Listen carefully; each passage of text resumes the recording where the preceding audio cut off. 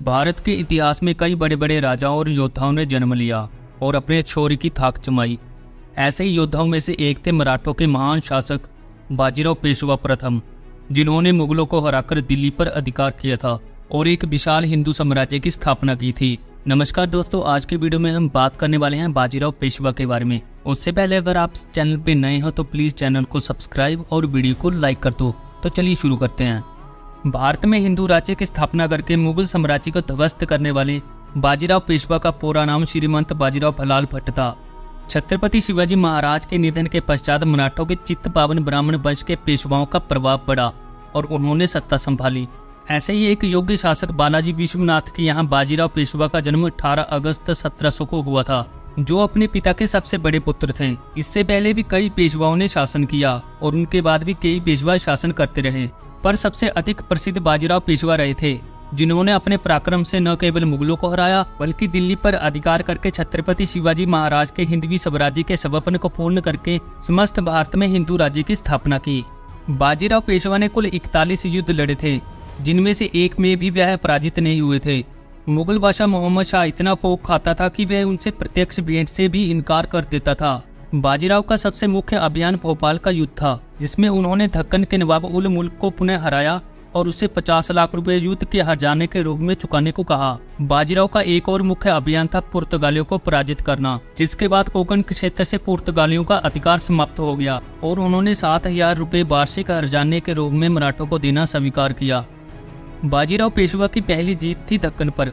यहाँ के नवाब निजाम उल मुल्क को 1722 में हराकर उन्होंने दक्कन को विदेशी दास्ता से मुक्त करवा लिया था, लेकिन निजाम उल मुल्क इसका बदला लेने के लिए मुगलों से सहायता लेकर मराठों के क्षेत्रों में उत्पात करने लगा और फिर 1728 मार्च में बालखंड में निजाम को दूसरी बार हार का सामना करना पड़ा और उसने मराठों को चोट देना स्वीकार किया।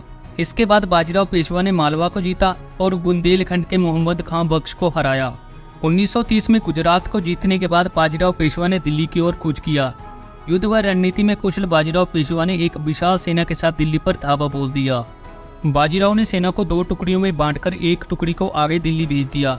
मल्हार राव होलकर दिल्ली में घुसने के बाद वापस लौट गए, जिससे मुगलों को लगा कि मराठे वापस जा चुके हैं। जश्न मना रहे मुगलों पर बाजीराव ने अचानक धावा बोल दिया, जिससे मुगल सेना में भगदड़ मच गई। मुगल बादशाह मोहम्मद शाह डर के मारे लाल किले में छिप गया और 31 मार्च 1737 को दिल्ली पर मराठों का अधिकार हो गया और मुगलों को केवल लाल किले तक सीमित कर दिया। बाजीराव ने अपने विश्वास पात्र सरदारों को दिल्ली का शासन संभालने के लिए दे दिया और खुद वे वापस पुणे लौट आए। दिल्ली के बिरला मंदिर में लगा ये स्तंभ बाजीराव पेशवा की शौर्य गाथा का वर्णन करता है, जिन्होंने न केवल विदेशी आक्रमणकारियों को हराया अपितु देश में एक छत्र हिंदू राज्य की स्थापना करके देश के नागरिकों को उनके अत्याचारों से मुक्ति दी और एक सशक्त भारत का निर्माण किया, जो 1830 तक देश में बना रहा। बाजीराव पेशवा ने सभी विदेशी तुर्क मुगल पठानों को हराकर देश में एक छत्र राज किया और हिंदू राज्य की स्थापना की। बाजीराव पेशवा ने निजाम उल मुल्क, खाने दुर्रान, मोहम्मद खान जैसे बड़े बड़े बादशाहों को हराया। कई महान इतिहासकार उनकी तुलना नेपोलियन से करते हैं। बाजीराव ने मथुरा बनारस तक के हिंदुओं के लिए पवित्र इस संपूर्ण क्षेत्र को विदेशी मुसलमानों और मुगलों से मुक्त करवा लिया। बाजीराव पेशवा ने राजपूतों से भी अपने अच्छे संबंध बनाए रखे और उनके राज्य में कभी भी अतिक्रमण नहीं किया। पश्चिम में उनकी सबसे बड़ी उपलब्धि पुर्तगालियों को हराना था, जिसके बाद उन्होंने पुर्तगालियों से बसई किला छीन लिया और वहां पुर्तगालियों से अत्याचार से त्रस्त जनता को भूमि व धन दिया और 28 अप्रैल 1740 में बाजीराव पेशवा की एक बीमारी से मृत्यु हो गई। से महान योद्धा के लिए एक लाइक तो बनता ही है। फिलहाल इस वीडियो में इतना ही। अगर आप सभी को ये जानकारी अच्छी लगी हो तो वीडियो को लाइक और चैनल को सब्सक्राइब कर दो।